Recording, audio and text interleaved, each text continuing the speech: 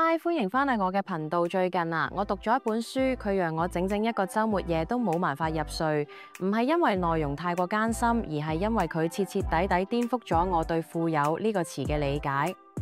我哋從小到大聽到嘅都係點樣賺錢、點樣存錢，但係卻好少有人教我哋點樣優雅地、有意識地使錢。我哋喺金錢嘅世界裏面，就好似一個從未學過繪畫嘅人攞到咗一盒最頂級嘅顏料，卻只會塗抹出渾濁不清嘅色塊。呢本書叫做《花錢的藝術》，豐富人生嘅簡單選擇。The Art of Spending Money: Simple Choices for a Richer Life。一開始我以為佢會係一本教人慳錢嘅書，或者係一本教人投資嘅書，但佢唔係。佢係一本關於生活哲學嘅書，一本教你點樣將金錢呢個工具變成你人生畫布上面最精準、最鮮明嘅色彩。佢俾我開始問自己一個好基本，卻又被大多數人忽略嘅問題：我花嘅每一塊錢係咪都同我真心渴望嘅生活相符？如果你同我一樣對自我成長有意義嘅生活抱有熱情，咁請你一定要花啲時間睇完今日嘅分享，因為呢本書可能係你人生中花得最值嘅一筆時間投資。《花錢的藝術》呢本書並唔係出自邊位華爾街嘅金融巨鱷，或者係邊位高高在上嘅生活導師之手。呢個亦都係佢特別吸引我嘅地方。作者 Morgan Housel 曾經係一位成功嘅財務顧問，但係佢卻喺職業生涯嘅頂峰選擇轉身。佢發現佢嘅好多高收入客戶，雖然銀行存款數字驚人，生活卻過得一團糟，充滿焦慮，時間匱乏，而且總係喺度購買自己並唔真正需要嘅嘢。呢本書嘅核心其實係源自於作者對一個現象嘅深刻反思：點解我哋賺咗更多嘅錢，卻冇感覺更自由、更快樂？佢嘅寫作風格非常親切，冇講教嘅語氣，而係充滿咗個人實驗同數據佐證，俾我哋感覺好似係同一位好聰明、好實事求是嘅良師益友傾偈。佢並冇鼓吹你辭職去環遊世界，亦都冇要求你變成極簡主義者。佢只係溫柔地提醒我哋，金錢係反映你個人價值觀嘅一面鏡。你點樣使錢，就係你點樣定義你嘅人生。呢本書嘅核心概念好簡單，但係力量巨大。真正嘅富有唔在於你擁有幾多，而在於你為你所擁有嘅事物賦予咗幾多價值。跟住落嚟呢，我哋就要深入傾下呢本書裏面幾個讓我真正感到震撼，甚至決定重新規劃人生嘅核心精華。好啦，深吸一口氣，我哋嚟傾下書中最具革命性嘅4個概念。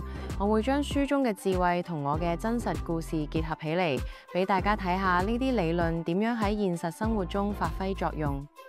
核心概念1：繪製你嘅金錢羅盤，價值觀決定你嘅消費地圖。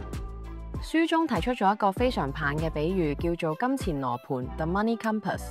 作者話大多數人使錢係盲目㗎，我哋被廣告、社會期望同慣性推住走。我哋買嘅唔係我哋需要嘅，而係人哋認為我哋應該有㗎。但係呢本書教我哋做嘅第一件事就係停低落嚟，問自己3個問題：邊啲嘢或者體驗能夠俾我感到真正嘅持久嘅快樂？邊啲消費能夠為我節省時間或者精力，俾我能夠專注於真正重要嘅事情？邊啲消費純粹係為咗取悅他人，或者係符合社會形象？根據呢3個問題，作者建議我哋揾出你個人嘅3到5個高價值領域，並且毫不猶豫地，甚至可以話係大手筆地投資喺呢啲領域上。同時，對於嗰啲同你嘅核心價值無關嘅領域，則要毫不留情咁削減開支。我嘅感悟同故事。過去嘅我成日陷入一種樣樣都好嘅消費陷阱。舉例嚟講，我曾經花好多錢買名牌服飾，因為我覺得體面好重要。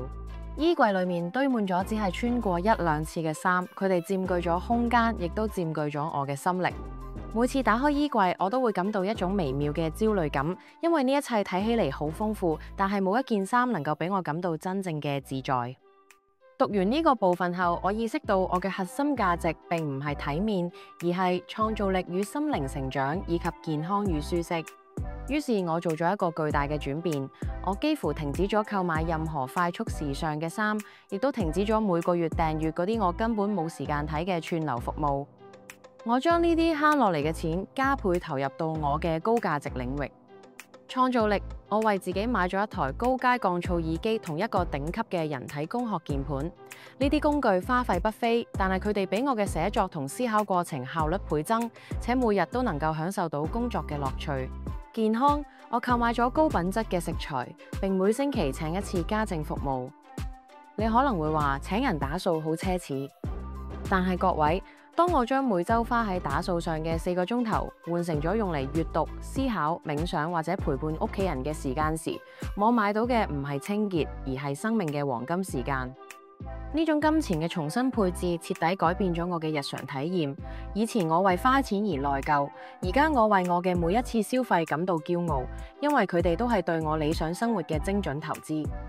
我嘅人生從此唔再係隨波逐流，而係價值導向。核心概念2：告別記憶盲區，投資於體驗同記憶紅利。呢本書用強有力嘅證據證明，體驗式消費嘅價值遠高於物質消費。呢一點已經唔係新聞，但書中對背後機制有更細膩嘅解釋。作者提出咗一個概念叫做記憶紅利 （Memory Dividend）。你買嘅跑車、名錶，佢哋嘅快樂喺開箱嘅嗰一刻達到頂峰，然後迅速衰減，最終變成需要維護、保養、折舊嘅負擔。佢哋留喺你心中嘅，可能只有我擁有過佢呢個事實。然而，當你將錢花喺一場旅行、一次課程、一次同摯友難忘嘅晚餐上面時候，情況就完全唔同啦。預期效應 （Pre-Joy） 從你開始規劃嘅嗰一刻起，快樂就開始啦。當下體驗 （Present Joy） 體驗過程中產生深刻嘅連結同情感。記憶紅利 （Post-Joy） 體驗結束之後，你隨時可以回味，而且隨住時間嘅推移，記憶會被美化、提煉，變成你人格嘅一部分。我嘅感悟同故事，我曾經係個設備狂人 （Geek Junkie）。我嘅台面上面堆滿咗各種新奇嘅電子產品，每次收到新包裹都會興奮不已。但係呢種興奮感往往喺3日內消退。呢啲嘢最終嘅命運唔係閒置，就係被賤價賣掉。2年前我決定改變呢種模式，我將一筆原本計劃用嚟升級相機鏡頭嘅預算，轉移用嚟進行一次為期5日嘅數位排毒 （Digital Detox） 徒步旅行。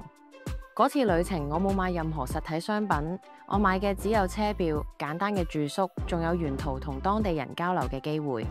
嗰段經歷中，我感受到咗自然嘅宏偉，體驗咗與世隔絕嘅寧靜，甚至喺山頂上解決咗一個困擾我幾個月嘅工作難題。各位，而家嗰粒鏡頭嘅型號我已經忘記得，但係嗰個喺山頂上獨自飲咖啡睇日出嘅清晨，直到今日，每當我感到壓力嘅時候，嗰個畫面就會自動浮現，為我提供一份無價嘅寧靜感。呢個就係記憶紅利嘅力量。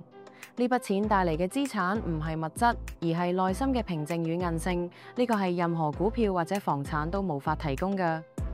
我哋必須意識到，金錢嘅真正價值在於佢能否為你嘅生命帶嚟更多故事，而唔係更多嘅嘢。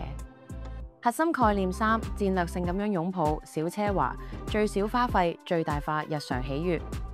好多理財書會話俾你聽，要嚴格控制每一筆支出，甚至要戒掉 Lotte 因子 Lotte Factor。但係花錢嘅藝術卻提出咗更加人性化嘅角度，要戰略性咁花細錢，以最細嘅投入提升日常生活嘅幸福感。作者話：我哋唔應該對所有小額支出一視同仁。有啲小額支出係浪費，比如衝動購買嘅零食，但有啲則係幸福嘅催化劑。關鍵在於辨識出嗰啲能夠俾你帶嚟高頻率、低成本、快樂嘅事物。我嘅感悟同故事，呢個概念對我嘅啟發尤其深。我過去總係試圖喺所有方面克制，結果就係生活品質下降、心情低落，反而導致喺某個時刻報復性消費，買下一件昂貴嘅奢侈品嚟彌補長期壓抑嘅空虛。而家我實施咗我嘅小奢華清單。高品質嘅睡眠環境，我唔會花大錢買名牌手錶，但係我會毫不猶豫咁花幾千塊港元購買一個適合自己頸椎嘅高級枕頭。呢個枕頭每日夜晚為我服務8個鐘，佢嘅價值遠超一塊擺喺櫃裏面嘅鑽石。早晨儀式感，我買咗高品質嘅咖啡豆同一台手沖咖啡機。每日朝早，當咖啡嘅香氣瀾漫喺我嘅書房嘅時候，嗰份專注同儀式感，俾我以一種富有創造力嘅方式開啟新嘅一日。呢套設備嘅價格可能只相當於一次昂貴嘅晚餐，但係晚餐嘅快樂只係持續緊2個鐘，而咖啡儀式帶俾我嘅平靜，卻係每日都喺度發生嘅。呢個就係戰略性小奢華嘅精髓，佢唔係嘥，佢係一種微型投資，投資喺你嘅情緒穩定、身體健康同日常專注力上。佢提醒我哋，富有唔一定要等待財富自由，富有可以從你今日朝早飲嘅嗰杯咖啡，你踩上去嘅嗰雙舒適拖鞋開始。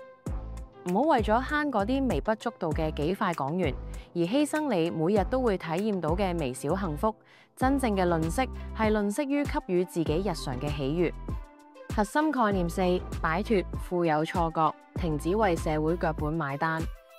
最後一個概念，亦都係最扎心嘅一個，我哋好多花費都係為咗滿足一種富有錯覺或者社會期待。呢本書犀利咁指出，我哋活喺一個比較嘅文化中，我哋被無形嘅社會腳本控制住。買更大個房，即使你淨係住得起沒陽光嘅地下室；換最新嘅手機，即使你嘅舊手機功能完全足夠；購買昂貴嘅車輛，只為咗喺倒車嘅時候證明俾旁邊嘅陌生人睇。呢啲消費其目的唔係為咗帶嚟幸福，而係為咗喺社會競爭中取得短暫嘅心理優勢。然而呢種優勢就好似海市蜃樓，永遠冇辦法租住，因為更富有嘅人永遠存在。呢個概念俾我深刻反思咗我年輕嘅時候買房嘅心態。當時嘅我被一種一定要有自己嘅大房嘅觀念所驅動，我買咗一間超過我負擔能力嘅房。然後嚟緊嘅5年，我嘅生活質量斷崖式下降。我必須不斷工作，犧牲旅行同休閒時間，只為咗支付嗰沉重嘅房貸。嗰棟房確實俾我喺親友面前好有面，但係佢同時亦都成為咗一座精神監獄。我喺裏面焦慮、疲憊，完全失去咗生活嘅主導權。呢本書俾我明白，我購買嘅唔係一個安樂窩，而係一張社會認同嘅入場券。當我最終賣掉嗰個奢侈嘅負擔，換咗一間小但係更加舒適、位置更便利，俾我能夠有更多時間休息同創作嘅公寓時候，我先至真正感覺到我係房子嘅主人，而唔係房子嘅奴隸。真正嘅富有係擁有選擇權，係你可以毫不猶豫咁拒絕嗰啲唔符合你價值觀嘅社會期待。你唔需要向任何人證明你嘅成功，因為你嘅成功只應該由你內心嘅平靜同埋你嘅時間自主權嚟衡量。讀完呢本書，如果非要我挑出最受震撼嘅一句話，咁大概係呢句。我希望你哋都能夠記住佢。金錢最大嘅價值在於佢能夠為你排除生活中嘅無謂摩擦，俾你得以專注於創造同連結。呢句說話聽起嚟好平實，但係佢卻充滿咗力量。佢讓我意識到，我哋好多時候嘅窮，並非係銀行戶頭裏邊嘅數字唔夠多，而係我哋精神上嘅負債太重。我哋用低價買嚟嘅物品，最終卻需要用無數嘅時間同精力去維護、整理、擔心。呢本書教我嘅唔係一套理財技巧，而係一種生活美學。佢鼓勵我哋成為金錢嘅藝術家，而唔係金錢嘅計數器。佢要求我哋喺每次刷卡按下確認鍵嘅時候，都能夠喺心中做一個價值交換嘅評估。呢一次花費能夠為我嘅人生帶嚟幾多真實嘅自由，幾多持久嘅記憶，幾多無價嘅平靜。我希望你哋亦都能夠停低落嚟，做一個深層次嘅自我反思。你嘅消費係為咗逃避，定係為咗創造？為咗取悅別人，定係為咗滋養自己？我真心推薦每一位渴望活得更明白嘅朋友去閱讀呢一本使錢嘅藝術。佢唔係一本讀完就掉嘅速食書，而係一本值得你反覆查閱嘅人生使用手冊。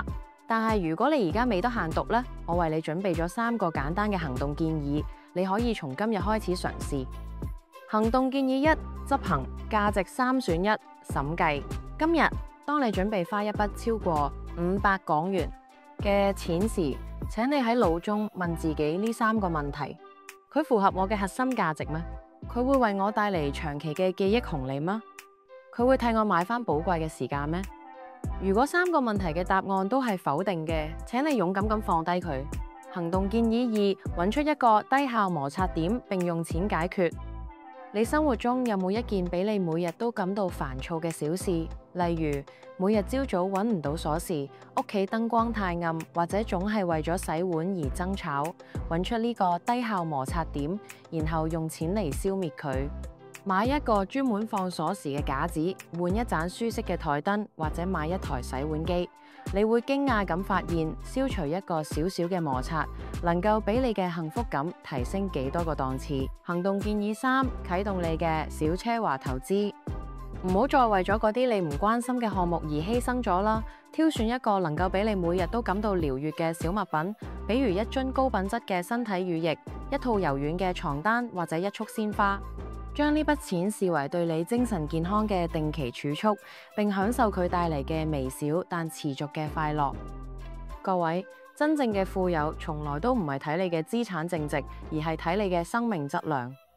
我哋被訓練成金錢嘅奴隸太耐啦，係時候奪回主導權，俾金錢成為我哋創造美好人生嘅忠實僕人。花錢嘅藝術教會我哋，花錢其實係一門比賺錢更需要智慧嘅藝術。我希望從今日開始，你花嘅每一塊錢都唔再係隨波逐流嘅消耗，而係對你珍貴人生嘅堅定投票。最後，我想問大家一個開放式嘅問題，請喺留言區話俾我聽，如果金錢可以為你買返時間、買返自由，你最希望用佢嚟交換乜嘢？係更加多嘅閱讀時間、更多嘅旅行機會，定係同家人嘅深度連結？喺下方留言區分享你嘅金錢羅盤同你嘅反思。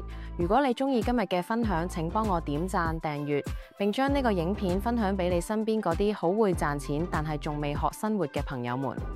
多謝你哋今日嘅陪伴，我哋下個影片見。願你嘅每一分錢都花喺刀口上，花喺你心上。真正富有嘅人生，從有意識嘅花錢開始。